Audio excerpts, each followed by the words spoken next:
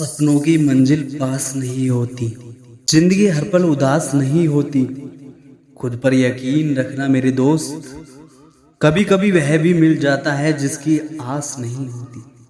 नमस्कार दोस्तों, आप सभी का स्वागत है आपके अपने चैनल अच्छे संस्कार पर।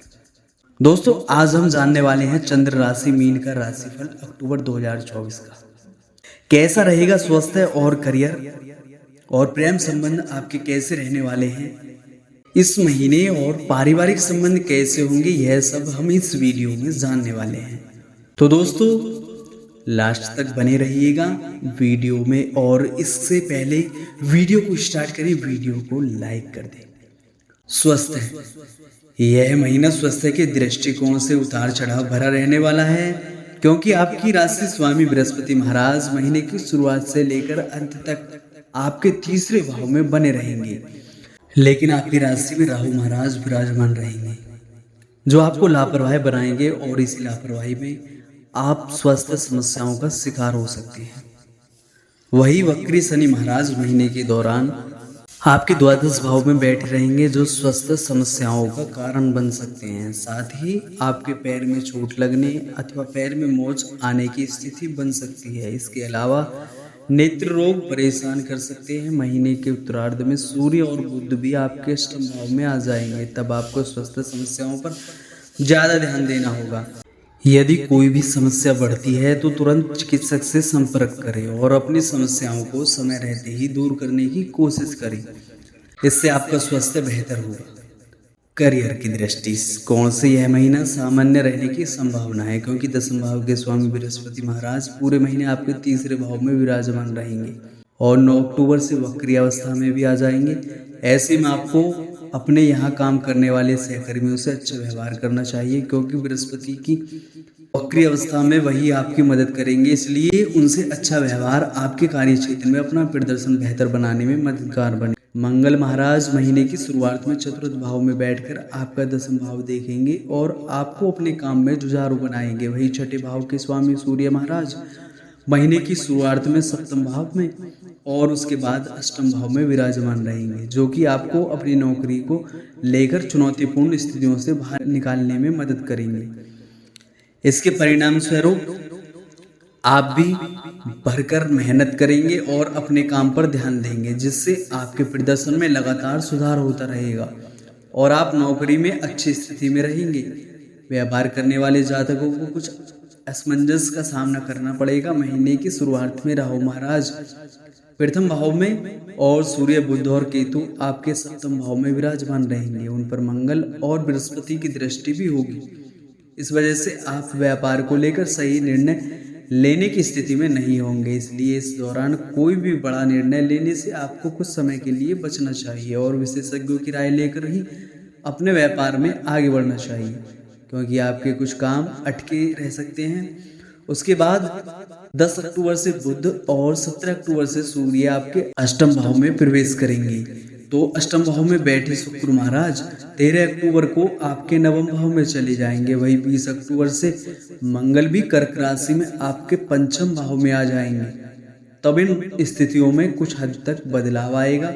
फिर भी आपको इस महीने सावधानी से चलना होगा। कोई भी बड़ा जोखिम उठाने से बचें और कोई बड़ा निर्णय यदि संभव हो तो इस महीने के बाद के लिए टाल दें। इससे आपको व्यापार में अपनी पकड़ बनाने में सफलता मिल सकती है। प्रेम संबंध, यदि आप किसी प्रेम संबंध में हैं तो महीने की शुरुआत ठीक ठाक रहेगी। आप अपने प्रियतम को लेकर बहुत ज़्यादा संजीदा रहेंगे और अपने प्रेम जीवन को संवारने के लिए हद से ज़्यादा प्रयास करेंगे, जो कई बार बहुत कामयाब रहेंगे, लेकिन कई बार आपको निराश कर सकते हैं। इसलिए सामान्य बने रहें। अपने प्रियतम से अपनी हर बात को स्पष्ट रूप से कहें, ताकि आप दोनों के बीच किसी तरह की कोई गलतफहमी जन्म न ले पाए। यदि आप विवाहित हैं तो आपको कुछ चुनौतियों का सामना करना पड़ेगा। सप्तम भाव पर 7 ग्रहों का एक साथ प्रभाव पड़ेगा, जो कि वैवाहिक जीवन के लिए कठिन रह सकता है। ऐसे में आपको बहुत ज़्यादा धैर्य के साथ काम करना होगा और जीवन साथी के व्यवहार को देखना होगा। यदि उनमें कुछ बदलाव भी दिखता है तो उनसे शांति से बैठकर बातचीत करें और समस्याओं से अवगत कराएं, ताकि आप दोनों बहुत ही सरलता से अपनी हर चुनौती से बाहर निकल सकें। अन्यथा पारिवारिक कलेश और कलह की स्थिति जन्म ले सकती है। ऐसे में आपको इनसे बचने के लिए कठिन प्रयास करने होंगे। हालांकि बुध और सूर्य के महीने के उत्तरार्ध में अष्टम भाव में चले जाने से इन समस्याओं में कुछ हद तक कमी आ सकती है। फिर भी आपको ध्यान देना होगा। सलाह है, आपको अपने राशि स्वामी देवगुरु बृहस्पति के बीज मंत्र का प्रतिदिन एक निश्चित संख्या में जाप करना चाहिए। मंगलवार के दिन हनुमान जी को 4 केले अर्पित करें। प्रतिदिन श्री बजरंग बाण का पाठ अवश्य करें। मछलियों को दाना डालना भी आपके लिए हितकारी होगा। वित्तीय यदि आपकी आर्थिक स्थिति को देखा जाए तो इस महीने खर्चे जरूरत से ज्यादा हो सकते हैं। पूरे महीने वक्री शनि द्वादश भाव में विराजमान रहकर आपसे खर्च करवाते रहेंगे। इसके अतिरिक्त सूर्य और बुध महीने के उत्तरार्ध में और शुक्र महीने के पूर्वार्ध में आपके अष्टम भाव में विराजमान रहकर खर्च बढ़ाएंगे। यह सभी स्थितियां आर्थिक चुनौतियों के रूप में आपके सामने आएंगी। चाहे आपकी आमदनी ठीक ठाक हो, लेकिन खर्च जरूरत से ज्यादा होने के कारण आपको चिंता दे सकते हैं। इसलिए बेहतर यही होगा कि महीने की शुरुआत से ही अपने खर्चों में कटौती करने की कोशिश करें और प्राप्त धन को सही जगह उपयोग करें, ताकि आप ज्यादा से ज्यादा लाभ उठा सकें और आवश्यक होने पर उसका प्रयोग कर सकें। व्यापार में किसी तरह का आर्थिक जोखिम उठाने से बचना ही हितकर होगा। और अंत में जान लेते हैं मित्र एवं परिवार। यह महीना पारिवारिक जीवन के लिए ठीक ठाक रहने की संभावना है।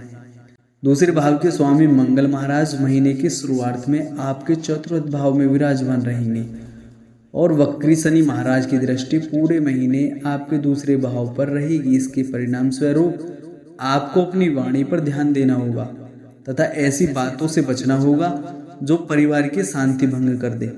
परिवार में यदि किसी बात को लेकर तनाव चल रहा है तो इसमें ज्यादा हस्तक्षेप करने की बजाय स्थितियों का आकलन मन ही मन में करें और उनसे बाहर निकलने की चेष्टा करें।